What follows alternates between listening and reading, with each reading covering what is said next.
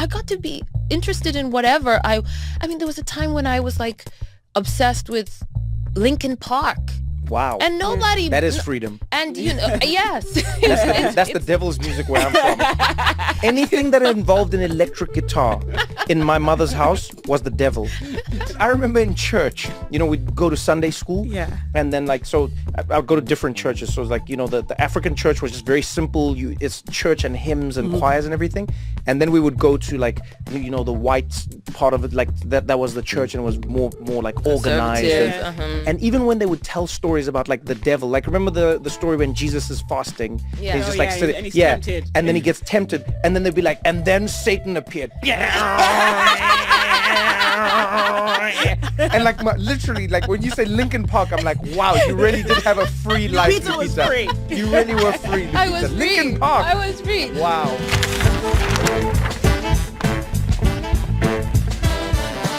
This is What Now with Trevor Noah.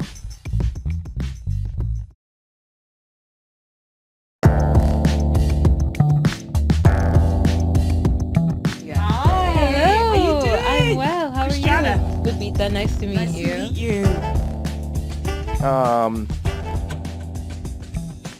Lupita, of all the reasons I thought I'd be chatting to you on the podcast, an African podcast is the last thing I would have thought of. And it's honestly my favorite conversation to have. Oh, wonderful. No, really. I was like, oh, Lupita's coming on. I mean, obviously, you're always making movies. You're always doing things. And then I was like, an African podcast. I was in on so many different levels. This is exciting because here we are, 3 Africans. Actually, let's settle the debate before we get into this conversation. Okay. Who are the best Africans? South Africans, Nigerians, or Kenyans?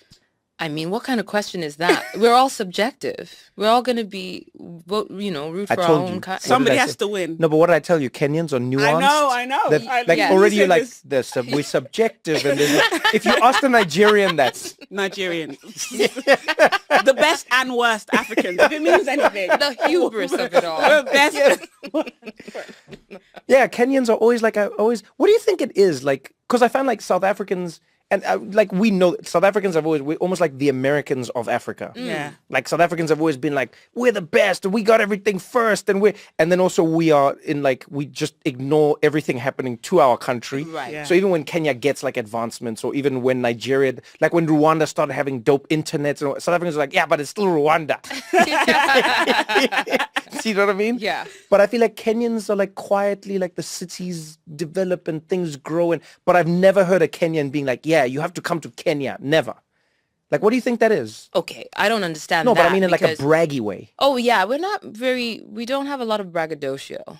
It's not in our culture, perhaps? Nigerians, opposites. No. The opposite. I love us. Yeah.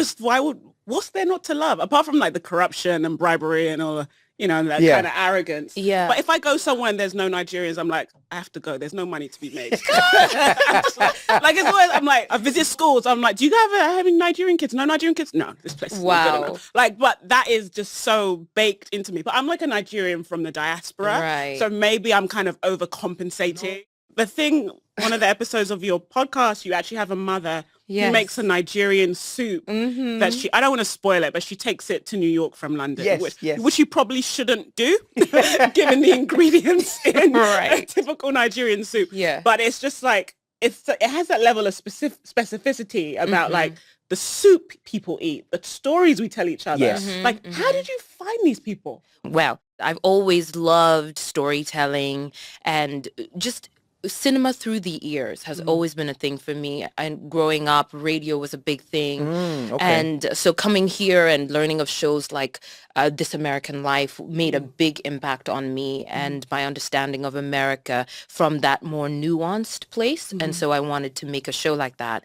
And so I teamed up with a podcasting production studio. They went out, hired story scouts around the world who then would come just really emailing people, just, going through their own memory, Rolodex. Like that story was actually the mother of a story scout. Oh, wow. And that's how the stories got to me.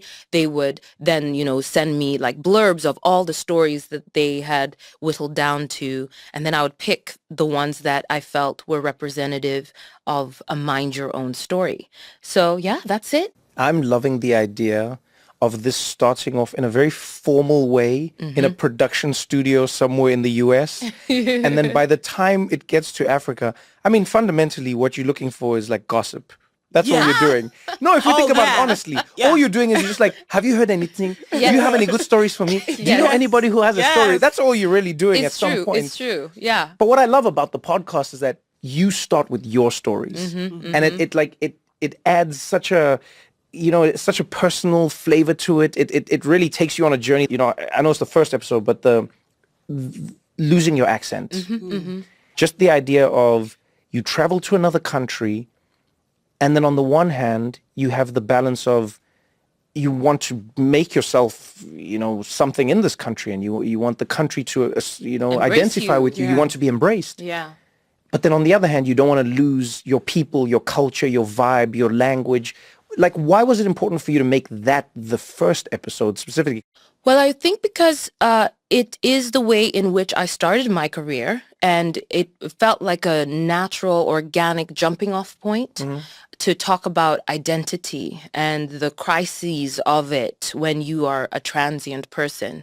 And this podcast is about, for me, it's about expanding our understanding of what it means to be African today and making that experience feel global, because it is. Africans are everywhere, right? And so the way people know me, obviously, is a lot through my voice. And here I am starting a podcast. It felt just natural to talk about that dilemma that I went through about how to sound on a global stage. And do you feel that's something you're still grappling with? Ooh, no, I am not grappling with it in the same way. I've accepted that I sound mixed up and confused. I do, and sometimes it frustrates me because there's moments when I want to sound more Kenyan than I can. And then mainly that's the betrayal when like I'm back home and I say something. I remember my niece, I went back home and I felt like when I'm back home, I code shift and I sound way more Kenyan than I do in America. So I'm with my cousins, I'm feeling really chill. And my little niece, she was probably 4 at the time. She goes, "Why do you sound like that?" And then I say, "Like what?" And she goes, "Like a white somebody." Wow. I was so gutted. I was like a white somebody. Like a white somebody. And I was just so heartbroken because here I was thinking, I'm sounding like everybody. You're back. I'm back. And she called me out. So, there's those moments where I'm like, oh my God, I can't run away from my American experience. Yeah. But for the most part, I'm fine with it. So at this point, I feel like my vocal expression is malleable, and that's okay. Reflects your experience. Yeah. And I want it to be malleable, because when I'm playing a role, I want to be able to lose myself in that accent, and to study it. And it all starts technically, for me, I can't do accents like you. You're a mimic, and you're a very good mimic. Oh, thank you very much. I have to study the IPA of the accent, Oh, but that's what makes you brilliant. It's funny, you understand the difference between the two. So, for instance, I always tell people, I don't do accents. I mimic people. Yeah, okay. Do you know what I mean? So I find a person, and I'm like, I like how they speak.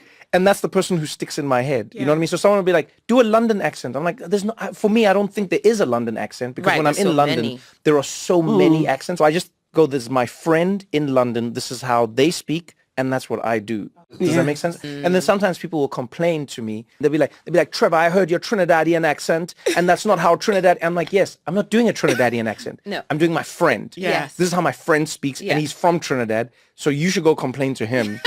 Because I'm doing him. Yeah. But you're also owning your expression of that Trinidad. Exactly. It's Trinidad through you. Yeah. And that's cool. And I'm envious of it. I'm so envious of What that did ability. I would love to know what what enabled you, or what gave you the permission to not feel like you were losing something or betraying something, or because everyone has that experience. I've heard countless stories of people who say, hey, you know, we moved to this country from Mexico and I had a really thick Mexican accent, and I'm ashamed that now I try to change it to be American, but then my family feels like I'm leaving them behind. Or no, I moved here from the Middle East and I'm trying to get rid of their accent, but at the same time my family says, why are you letting go of me? Or what was it that allowed you to give yourself permission to say, yeah, you know what, my accent is going to evolve, and it's just going to shift depending on where I'm staying for the most amount of time? Was there a moment, or the first permission I gave myself to change my accent or allow my accent to transform was going to drama school. Okay. I went to drama school because I didn't want to just be an instinctive actor. I wanted to understand my instrument. I wanted to know what I was good at, what I was not good at, and work on the things that I wasn't good at. And one of the things I wasn't good at was accents. I didn't know how to sound any other way than myself. That was the first permission that I gave myself. But it was full of heartbreak and grief, just grief. The process of deciding, okay, I'm going to start working on my American accent, and I'm not going to allow myself to sound Kenyan, so that I'm like monitoring and really trying to understand my mouth in a technical way to like make these new sounds.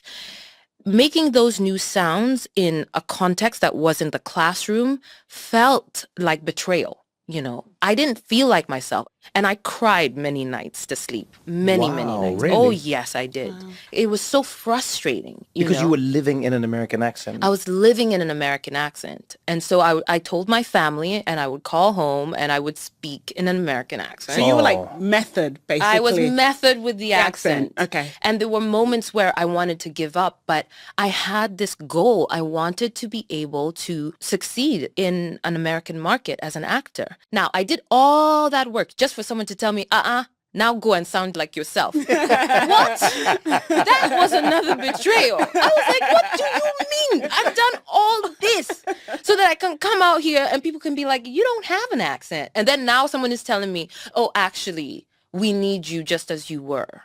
My God. And so now I had to do it again. And when I tried to return to my accent, I couldn't find myself in my mouth. I couldn't find that original part of me. And my mom actually sent me a voice note of a speech I gave before I moved to America.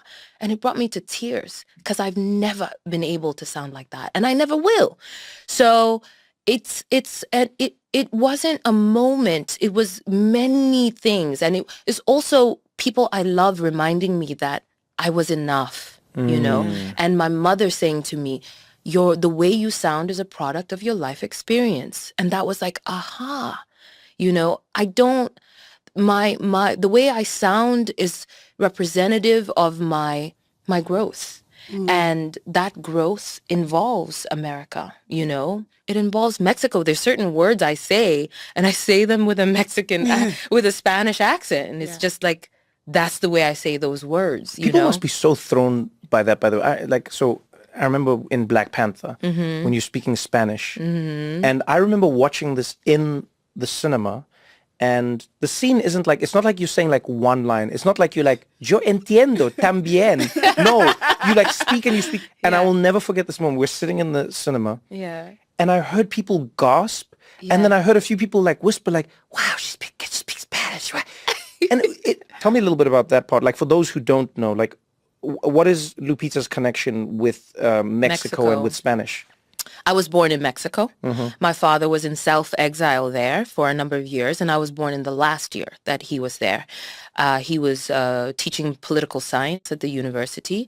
And I was born there. And then we moved back to Kenya, like shortly after I turned 1. And when I was 16, my parents were like, you know what? You have a Mexican passport. You should speak Spanish. And off you go. And they sent me to Mexico to learn Spanish. And so I spent 7 months there. And I did a very similar thing, actually. It's what actually informed my decision to speak in an American accent. When I was in Mexico, after 1 month of being there, I said, okay, enough with the English. no more English. I'm only going to speak Spanish. Oh, wow. And for the rest of my time there, I spoke Spanish because I was like, I want to learn this language as fully as possible. And if I allow myself to have the crutch of speaking English to the people around me, my classmates and stuff, I'm not going to pick up this language. And so, yeah, I stopped speaking English, and it made me a very quiet person because I didn't have enough Spanish to be conversational. Yeah. But what it did is my brain switched into survival mode. And that's the best way to learn a language because you pick things up and you hold on to them for dear life. Yeah, you start creating and that's connections. what happened. Yeah, I would go to the market and I would learn the names of foods and they would register. Yeah. Okay, because I need it for the next day. And I learned Spanish pretty well as a result. There's a study that I read about languages particularly, and it talked about how everybody who can speak multiple languages also finds that they have a different personality in every single different language that they speak. It's And so I'd love to know, like, what personality traits do you find you have in the different languages that you don't have in the others and you wish you did? Because I know when I speak English, I'm one kind of Trevor. But if I speak Zulu with my friends, there's a different kind of Trevor. And then if I have like the mixed everythingness with my friends, then it's a more different kind of like, do you know what I mean? What are we not getting from English Lupita that is like hidden in all these other Lupitas? Well, there's two English. You see, even that. There we go. I was like, accent Lupita. That was a whole that was and the body language. Everything that one that's an African sound. And I'm with Africans. Yes, those things that's come out. already. Well, I have two English Lupitas, right? Yes, okay. There's the Kenyan English Lupita, and then there's the American English Lupita. Okay. And I think with my Kenyan English Lupita, I'm a lot spicier, I think. Okay. You know, I'm provocative, you know, and this might be my family, or maybe it's a Kenyan thing. The way my family compliments is to kind of abuse. So they'll be like, okay, so you think that jacket is nice. Wow. You know? Like that. And that's the compliment. And so I tried that in school once and like people were so offended that I was like, okay, this is a code switching thing, you know? So like that. So I'm a lot spicier. I'm a lot more pokey. Right. In the Kenyan version of me. And I use a lot more of those sounds. I mean, you know, Africans, we use a lot of sounds to convey a lot of, we do. of things. Yeah, we definitely do. So there's a whole lot more of that. When my American, there's the version. Yeah. And and then my Mexican self, Mexicans are very polite. Right. And so I think I take on a more polite version of myself.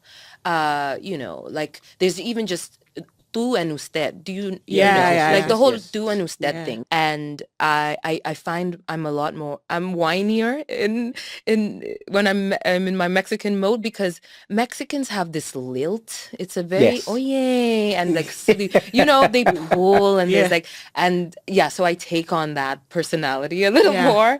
And then, I mean, Luo, say maybe my Luo self is very quiet. Yeah. You know, Lupita, what's so interesting is I feel that you've broken barriers for African actresses. So the Lupita that arrives at Yale School of Drama today may not feel the same pressure to change her accent because there's a reference for an African actress. But you had to be the one to walk through that door in a way and do the thing that was hard to allow someone else if an actress comes from Nigeria or Kenya, they're like, oh, we know Lupita, we know what this is. Do you know what I mean? Oh yeah, you can play us because we've seen it happen. So that person may be able to assume a completely different posture and just have their natural accent in a way you couldn't 15 years ago because it didn't exist. True. But I would still encourage that person to learn other accents. Yeah. Because without my training at Yale, I wouldn't have been able to play a Ugandan. I wouldn't be able to do Black Panther and try my hand at Xhosa. Said that very carefully. Yeah. You know, Yeah, and for even sure. even Yo, by the way, your Xhosa was great. thank By you. the way, like thank no, you. you must remember, like me and the crew watch, and Lupita, like that's what, like Lupita would call me and be like, "Hey, I really want to nail this," and I was like, "Okay," and I would get the whole Xhosa contingent together because I was like, "Look, I know I have the ear for it, Yes. but I don't speak it as fluently." Right. But I would literally assemble everybody, and I was like, "Guys, we cannot." Allow Lupita to slip up here. Please no. We are not going to let her down. And then all of us would have like a consensus, like from grandparents Yes. all the way down. And we'd be like, this is the line. How would she say it? Yes. And we're like, okay, this is the cool way. This is this is all like behind the scenes. Yeah. And then I would send Lupita a voice note. And I'd be Yes, like, you were this my is how. secret so weapon. he was your dialect Oh, coach. yes. I was like, this is I how love it. the people have agreed, Lupita. This is how we would say it. And when we watched the movie together, like Yes. all of us were sitting there like proud African grandparents Yes. almost. We're like, oh, uyambona Lupita. Uyambona. Ay, uyenze kahle. Oh, Lupita. Every single time you would be like, Thank you, man. I No, put in really. the work, yo. Thank you for being there, speed dial, because you know sometimes things would change on set last minute, and they're like, okay, here's something else we want you to say in Xhosa, and I'm like, oh my god, like Trevor. So thank you. No, you Thank nailed you. it. 1,000 Thank times you. over, Thank you nailed it. But yeah, so that the training at Yale was not just about sounding American. It was about being able to pick apart accents and hear them, you know, just hear the nuances and find the change in your mouth, your tongue, the vocal placement, the resonance, all of that. Yeah. So learning how language and accent work technically helped me to be able to actually play more Africans. Yeah. So I would say it's great to go into a program and to allow yourself to expand beyond the limitations of I like your that. Yeah. of your identity. Yeah. Yeah. We're going to continue this conversation right after this short break.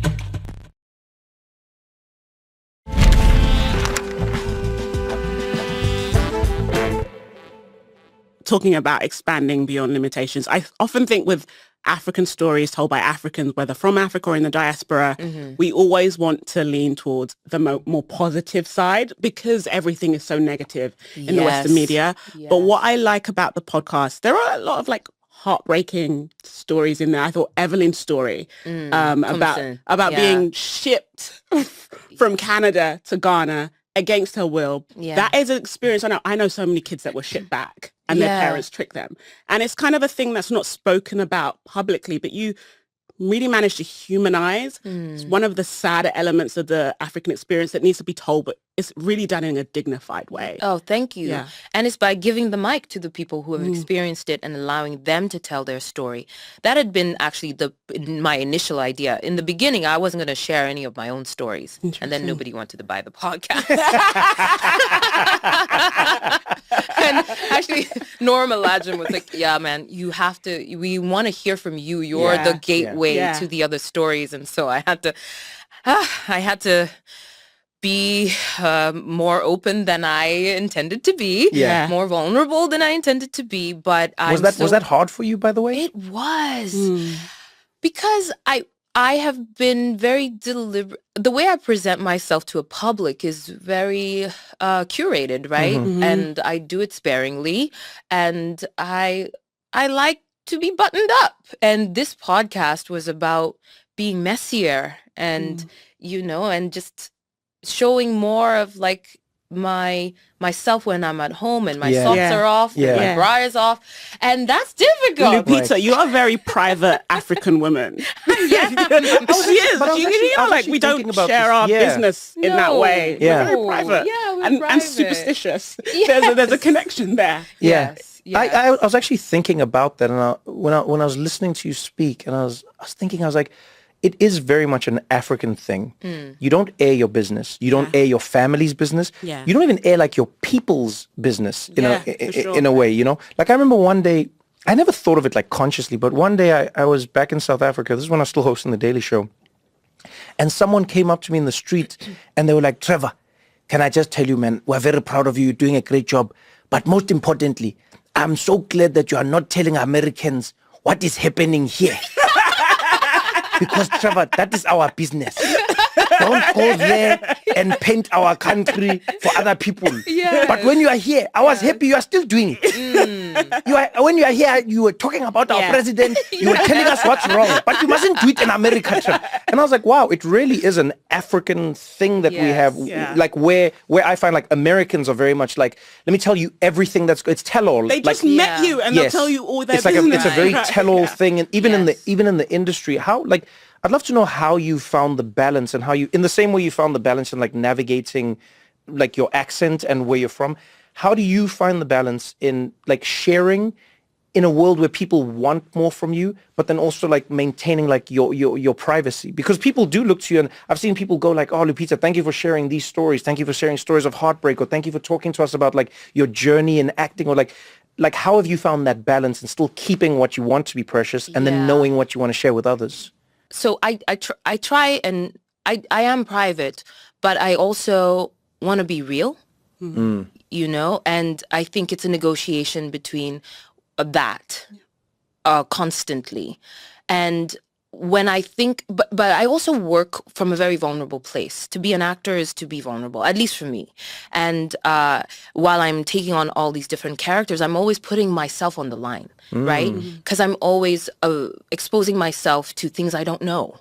And the only way to do that is to remain tender and vulnerable. And so when it comes to my own life, I guess I think about, okay, how can this help? I want to be additive. I don't want to be, I don't know, masturbatory about the things that I share. You know, I'm not, it's not, so the things that I share, I want to share because I feel it may be of use to somebody else. So that's why I talked about heartbreak, because it was so real to me. And I was looking at the landscape of social media and how we're always presenting our most positive side. We truly are, our most perfect side. Our most perfect side, our most aspirational side. And yet here I was going through something so devastating, and I just wanted to be real about it in order for me to be able to live in that realness better, you know, and also so that when people saw me, they wouldn't be surprised if I'm not. Oh, damn, I like that actually. If I'm not vibrant and vivacious, because this is not a vibrant and vivacious moment. And there is a time for everything. And that was my time for grief. And then with this podcast, my deep, deep-seated desire was truly to kind of challenge that African mentality of keeping things so closed, because I think it robs us of an opportunity to better understand each other, right? When you turn on the radio and the only thing is the bad news, the gossip, and American, like Hollywood affairs and issues, we are robbing ourselves of an opportunity to understand ourselves one story at a time. And so much empathy is gained when we can just hear a story of someone that is so unfamiliar, but going through something that is familiar to us. And so I want for us as Africans to understand each other better and to go beyond our very limited expectations of ourselves, because we're not having those conversations, you know? So hopefully this is contributing to our own understanding of who we are today. Because we're always grappling, don't you feel, with tradition and modernity. Yes, for sure. And, you know, that thing of like, that's very un-African. You know, you hear that a lot. But is it? Yeah. Is it? And one of the ways to challenge what is African is to actually get Africans talking about their unique experiences. It's interesting. In the specificity of your podcast, I feel like you've tapped on something that sort of touches on everyone and everything. You know, like America as a whole is a place where people are always asked to sort of like check their identity at the door. Mm-hmm. But then what they don't realize is they also asked to then adopt an identity. But what is that identity? Yeah. And America always struggles and grapples with this. You know, it's like you see it throughout time. It's like the Irish get here and people are like, we don't like the Irish. You're not Irish. Until the Irish are like, okay, we're not Irish, we're American.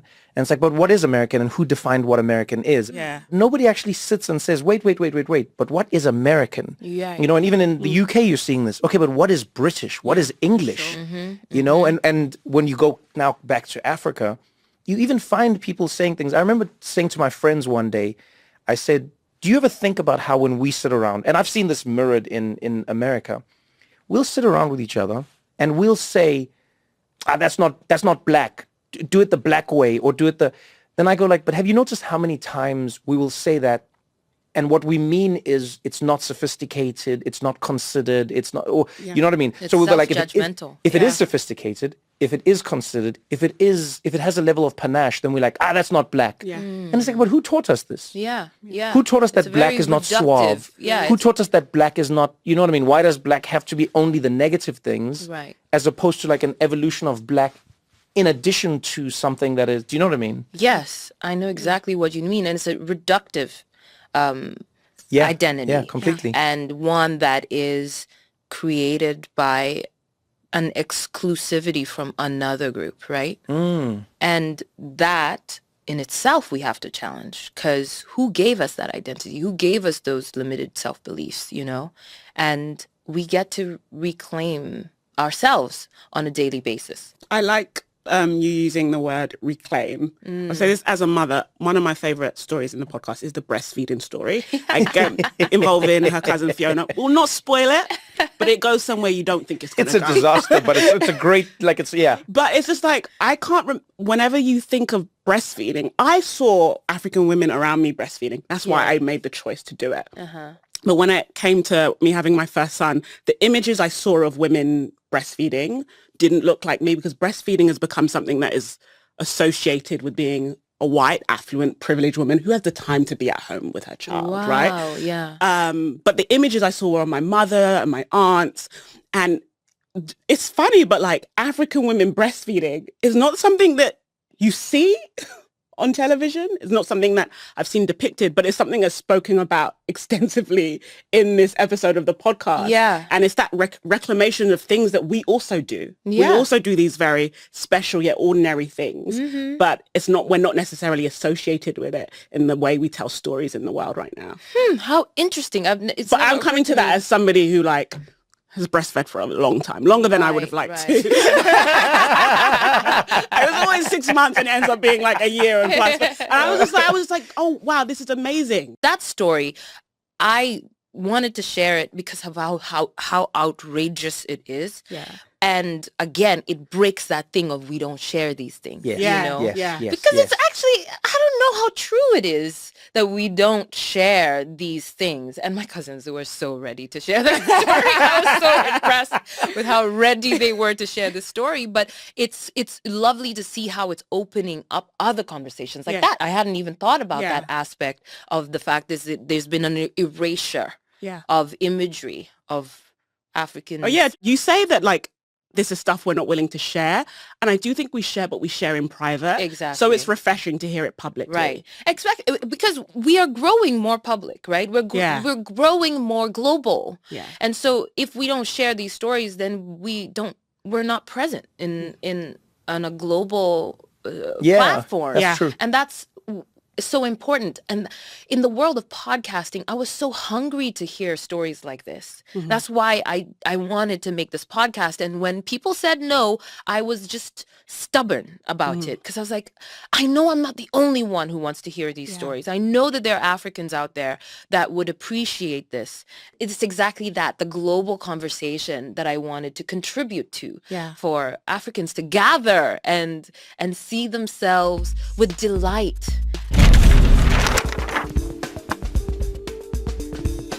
And now it's time for a new segment, Coffee Connection, brought to you by Starbucks. I have to say, what Lupita's experiencing right now in her life with the podcast and with the stories that she's connecting people to is probably one of my favorite expressions of connection that I've ever seen. In what way? Well, like, we sometimes forget how wonderful and important it is to connect to ourselves and to the worlds that we've come from. You know, we always connect going forward. And I think sometimes it's only when we get really old that we think of connecting backwards. I know what you mean, yeah. Do you know what I mean? Because life is always going forwards. It's always going forwards. It's always going forwards. And then you see old people and they are really in touch with connecting backwards, sitting with their friends, talking to grandkids, talking to their kids. So there's like a beautiful, and I don't know what it was like for you, but when I was growing up, that was like the number one thing that my grandmother loved to do. It was like coffee and tea. Yeah. You know, they'd be like, I'll tell you coffee. I'll tell you coffee, Trevor. Yeah. Come dance a little, come dance a little. You know what I mean? It was like, and that was the thing like grannies loved. Yeah, of course. Like African grannies. It was always like, I've got my coffee and my tea and my bread. Like my great grandmother loved coffee and then my grandmother loved tea. Yeah. And they would just sit around with their bread and their cup of whatever beverage they'd chosen. Yeah. And they would just connect. And that's where you'd hear all the stories and that's where you'd you'd hear all the gossip. That was my favorite thing. Oh yeah, what's coffee without gossip? What's coffee without? It's funny. I saw my husband's abuela yesterday. I went and saw her in the Heights, and the first thing they said to me is like, Christiana, do you want coffee? Oh yeah. Yeah, the Dominicans, they're like, coffee is such an integral part of the culture. Yeah. And it's like, you can't say no. You have to say yes. Even though it's... What is their style of coffee, by the way? Is it like a...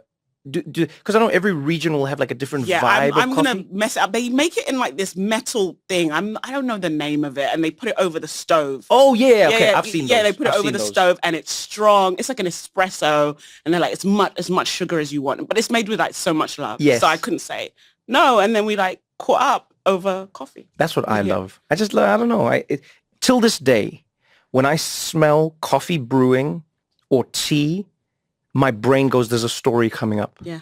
There's like it has like a warm feeling of like, tell me what's going on in your life, or tell me what's happening with the neighbors. Yes, like, you exactly. And especially like, it's kind of low stakes enough to make someone feel comfortable. Oh, I like that. Because if you say to someone, let's meet up for wine, then you're like, you don't know where it's going to go. But it's coffee, feels kind of casual. And then as the time goes on, the gossip flows. If my grandmother ever said to me, Trevor, let's grab a glass of wine, and I'll be like, Granny, what's going on in your life? And how can I help?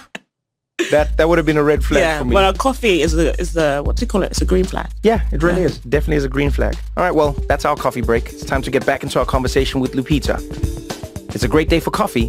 It's a great day for Starbucks. We'll be right back with more Lupita Nyong'o.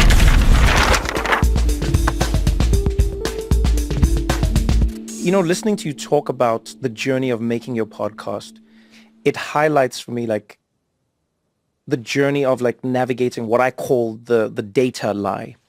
So I have a few friends who are like engineers or data scientists, or they just work in the field. And then like some of them work at Netflix, some of them work, you know, for Microsoft, some of them, but they work at all these like tech companies.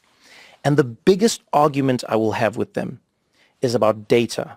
And I always say to them, I go like, data is a liar, right? Because data looks back and then tries to assume forward. And so it's limited in what it can tell you about the world. And when I'm listening to your story, I think of how many times, it's funny, Norm, you know, who we both know is my manager, he said, everyone in Hollywood is in a mad dash to be second. Wait. And when that line really stuck with me. He said, everyone in Hollywood is in a mad dash to be second. Okay. And I was like, what do you mean? And he explained it to me and I was like, yeah, but this is so true. Think about how many times a story has been told, a movie has been made, a show has been created, and once that shows a success, like let's say like a simple one like The Office, right? Yeah. You go like, no, people don't want to, you can't look at the camera and you can't do, and then Ricky Gervais did it in the UK and it was obviously popular. They try things all the time. They bring it to America, then I don't know, becomes huge, and then everyone does it now. All of a sudden, Modern Family, Parks and Recreation, everyone's looking in the camera, everyone's making a mockumentary, and now it's the most normal thing to do. You know what I mean?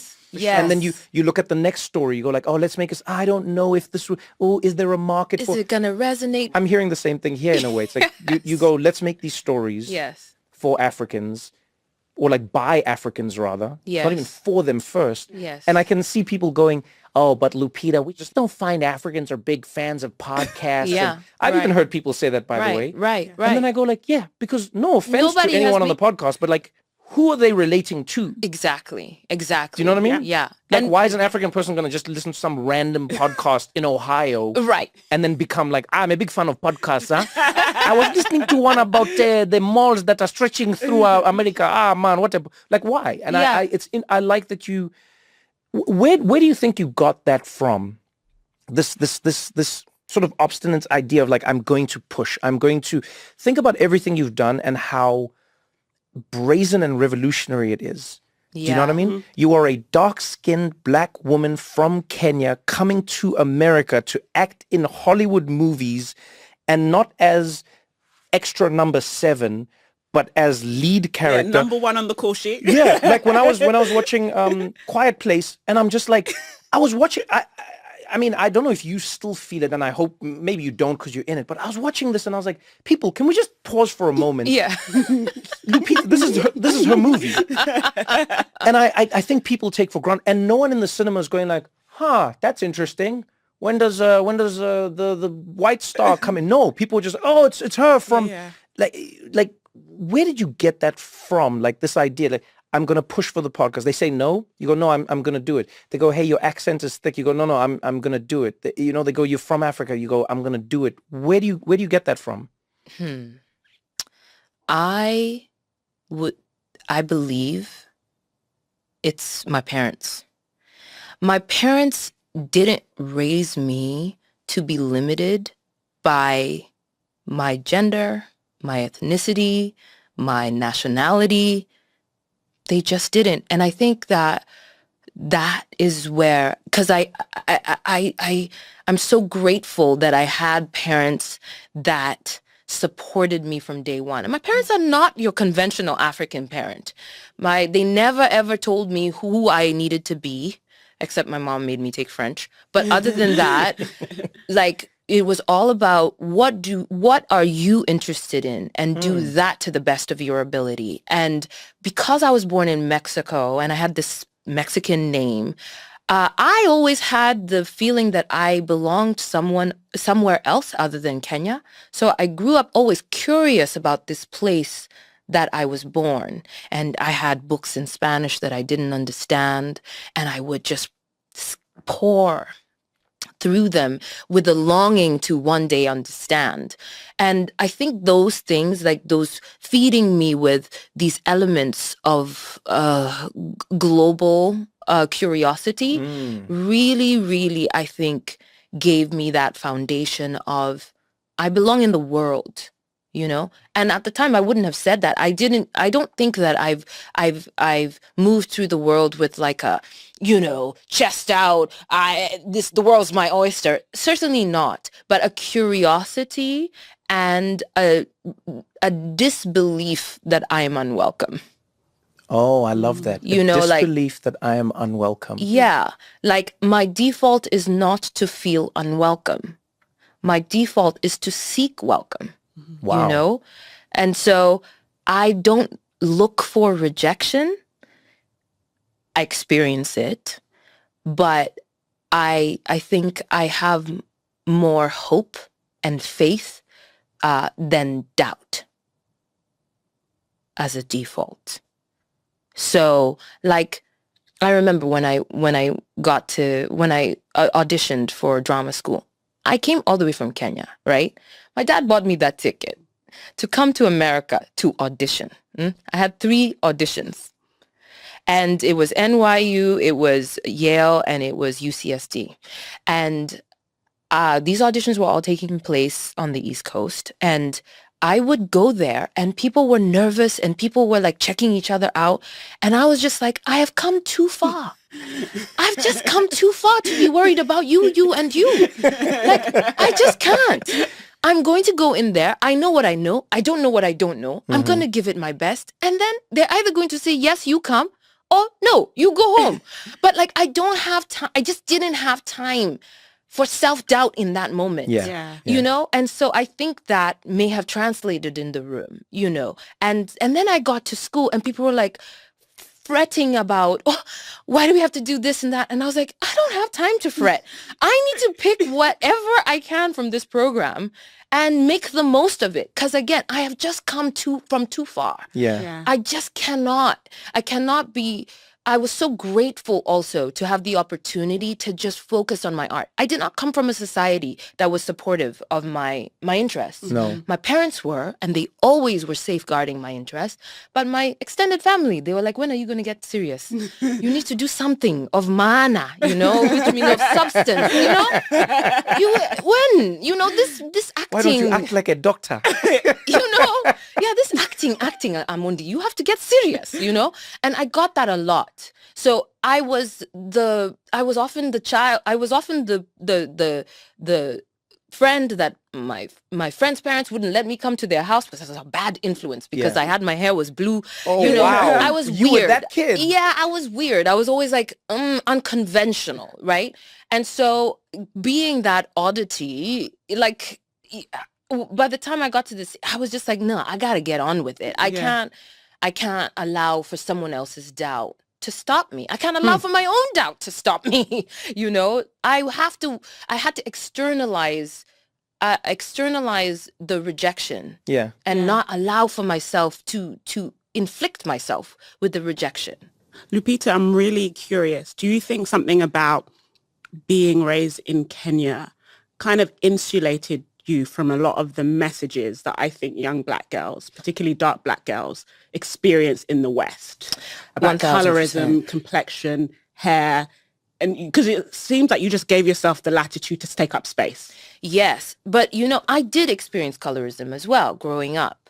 I experienced that, and I experienced a lot of I had issues with self-esteem, so I wasn't spared that. But the difference is that I came from a majority population, so my issue was not being Black. It may have been being dark, but my issue was not being Black, and so I was not othered in that same way. And as much as I was being teased by about how dark I was, everybody was dark. So I'm like, what are you saying? Even you know?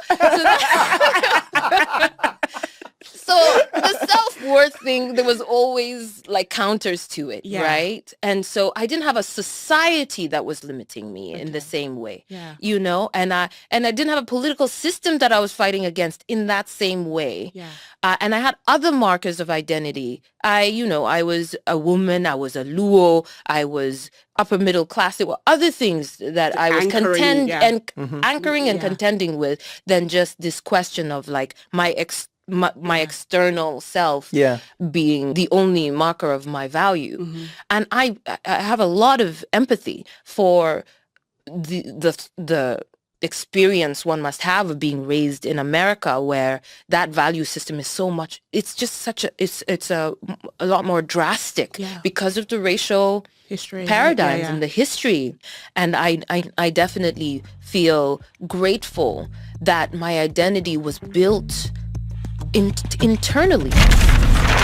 Don't go anywhere, because we got more What Now after this.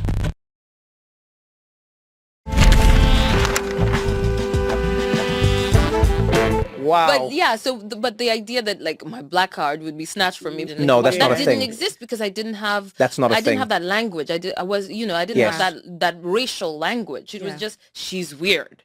She's just weird. Yeah. You know. Yeah. But I was not. It's not a larger. I don't know. It's just not a larger indication, right? So I was allowed to even though it was met with a side eye, I was allowed to self-express a whole lot more and figure out my individuality without that sort of like cultural or just that tension. Because you have like this beautiful confidence, right? That you're very poised and you carry it through the world. And it seems like America hasn't affected it at all. And that's a very difficult thing to do. I would say when I came here, I was like, just being raised in the West, being Black British, you're confronted with these ideas all the time of your value being less than, that you're always having to fight against. But you seem to retain a great sense of self. And how have you done that? I'm curious. Well, I think it helps that I came here as an adult, right? So when I first came, I was 20. And so, and I had to, it was a crash course, learning America. And as an African, you can ignore the racial dynamics, but, you're going to feel them. Yeah. So I went to a liberal arts school where people were asking these questions, and the idea of racial, what is it called? Just racial, awareness, theory, understanding that history was something that I was thrust into and picked up on, and I have a group of friends that were always inquisitive and talking about these things in very, very deep ways. I mean, we never had light conversations. They were always so deep and exhausting, actually. But, I was able to develop a racial understanding, but in a way that wasn't formative, right? It was my brain first before my heart, Oh, nice. Yeah. right? My brain first. And then, of course, doing 12 years a slave was very, very helpful for me because I had to go back in history and take that time personally, that period of time very personally. And it really helped me understand modern day America with a lot of empathy, that I can now, I felt in a very personal way. But I think I don't know. I don't know whether I have a formula or an understanding of it. It's something that I don't question, And I think like if I try and understand it, I might jinx it. Yeah, you might lose it. I might lose it. I might lose it. But I remember like my mom. There was a time when my visa ran out after my undergraduate degree. I had done 12 years as a slave, but I was on OPT when I did 12 years as a slave. Yeah. Still on a student visa. I was on a student visa, right? Right. Wow. I was a student. So that was only for a year, right? And it was running out. 12 years wasn't out yet. And I was facing this thing of like, do I try and stay or do I go home, And I got this project. They offered me this role. I was going to play a Nigerian maid, and it was just and it was infuriating. It was one of those stereotypical roles that I felt was just taking me backwards if I did it. But if I did it, I got to stay in the country and pursue my dream further. And I couldn't take it. And my mom said to me, you have a roof over your head and people who love you in Kenya. You do not need to struggle in America for them to accept you. You're accepted here. And being reminded of that I belong somewhere. Yeah. I belong to a people. I think that really bolstered me. And I chose not to do that project. And in the end, of course, everything transpired as it worked out. Yeah. This is the good news. But I think I really want to give my parents credit because they instilled in me self-worth that I go back to again and again. And sometimes it slips, but I have my family to remind me of who I am, right? And I know that my value doesn't come in what I've achieved. It comes from who I am and who I'm who I'm continually trying to be. I can't help but think about how important it is for countries and societies to adopt many of the ideas that you're speaking about now, because I remember speaking to a friend of mine from Compton, and he's a comedian, and we were chatting about life as an African American, as an African, and we were comparing our experiences and our lives, and there were so many similarities. And I said one day he looked at me and he's like, man, he's like, I ain't gonna lie. He's like, it feels like we live the same life. He said, but man, he's like, I still wish I had home. And I said, what do you mean by that, really? And when he described it, he said something that I realized America as a whole could stand to benefit from. What you said in Kenya, no one could take away your black card. No one could take away your Kenyan card. Do you know what I'm saying? No one takes away like your Nigerian card. No one takes away your South African card. We will fight with each other in South Africa about everything. You're this, you're trash, you're this, you're up, you're down, whatever it might be. But no one will say, you're not South African. Yeah. And listening to you, I can't help but think about like how America has unfortunately created this system where people's belonging can be like taken away and then given back and then and on different levels. You look at African Americans, it was, you're not American. Okay, you are American. And then now you complain, then you're not American. Or you're not American. And then you're not American, and no, you're not. And then it's like, okay, you're not. No, you know, how black are you? And it gets taken, and it gets given, and it gets, and then now it's almost extended to everyone. How dare you complain about this country? You're not American. Maybe you need to go to another. And it's powerful to hear you saying how much peace and confidence it gives you, knowing that you're here regardless of like your actions, your successes, your contributions. Your mom saying to you, hey, you have a roof. Yeah. You have people who love you. Imagine the power that would have, like when a country would say that, hey, yeah, you don't agree with this. You don't Well, you're still American. Yeah, Yeah. you're You're enough. still- yeah, you're you- enough. That is such a powerful thing. Yeah, to really truly believe that you're enough, but for a country to support that narrative. I think something that America does really well is create narratives about itself. Definitely. Right? And that's why it's like you either fit the narrative or you don't. But who's determining which narrative is the American narrative? You know, there is that thing. And it is unfortunate. And it's only now that I'm realizing, talking to you, the way that my consciousness is different, because my Kenyanness has never been in question. Yeah. Even when they're fighting between Kenya and Mexico about where I belong.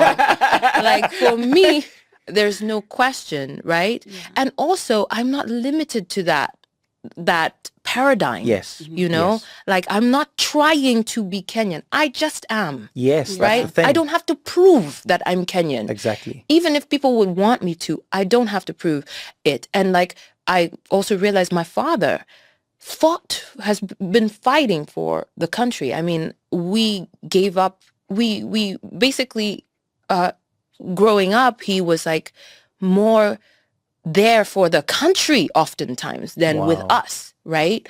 And so the fact that blood, sweat, tears, my uncle disappeared and was never found again.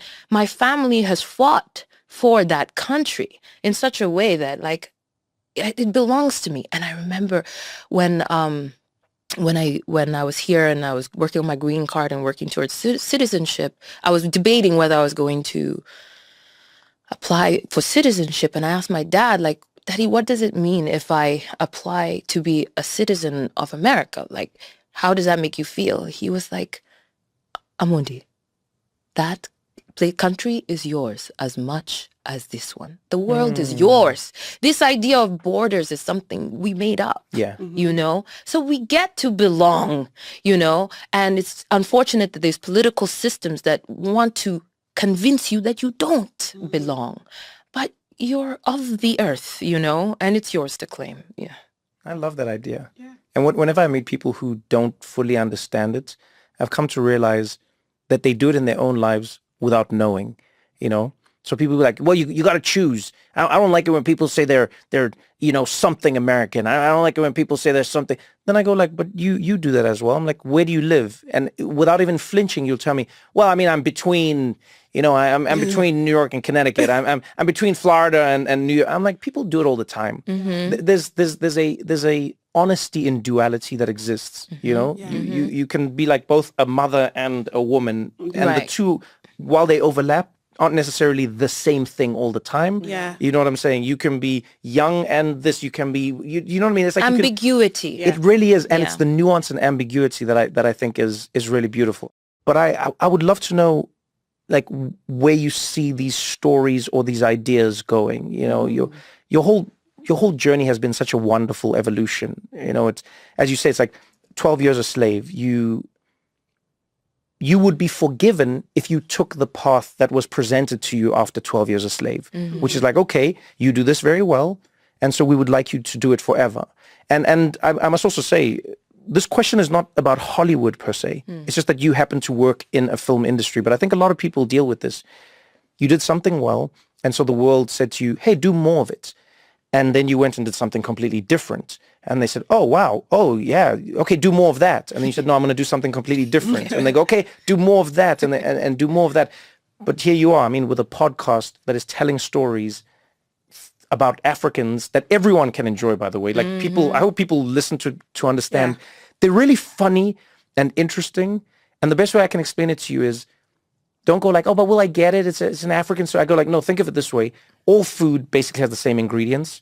We just cook with different spices and different flavors. And so it's like, try a story with a different flavor. That's really all it I is. like that. You know? I like that. And so I'd love to know where you would like to see this evolution continue towards. Like, what does Lupita dream of doing beyond just telling the stories on the podcast? And I know you're always thinking bigger. Where do you Yeah. hope to go now? Well, my secret intention with the podcast is that, first of all, I wanted to popularize African perspective, because one of the challenges is that when you go in with an idea for an African story, they're still scratching the head, like, who's the audience for this, you know, and all that. So that was, my intention was to popularize African perspective in the hopes that maybe some of these will be a movie one day, you know? Right. And like, it gives more of an opportunity for people to be like, oh yeah, it seems familiar, you know? And it's a light lift. You just spend 40 minutes with me once a week. That's not much to ask. You're in traffic anyway. Put it on, you know, mind your own. And so in that sense, hopefully it works on the subconscious of people who are not African, who are not familiar with Africa, to just recognize it as familiar in a way that then we can grow and contribute to it becoming more of a global perspective. So there's that. I love that idea. I really do. And I think if there's one person who is genuinely just talented and, you know, stubborn enough to achieve, it is you. No, because you push, you like your line, it'll really stick with me. It's like not expecting the rejection, not accepting the rejection, experiencing it, but really saying, no, you know what, this is where I'm going, this is what I'm trying to do, and the world is a better place for it. Thank you for spending the time with us. Oh, thank you. Thank you for sharing the beautiful stories. I know Wild Robot is out as well. That's going to be amazing for people to watch. Lupita Nyong'o, as always, an absolute pleasure. Thank you so much. This has been amazing. Thank you. Appreciate it. Yeah.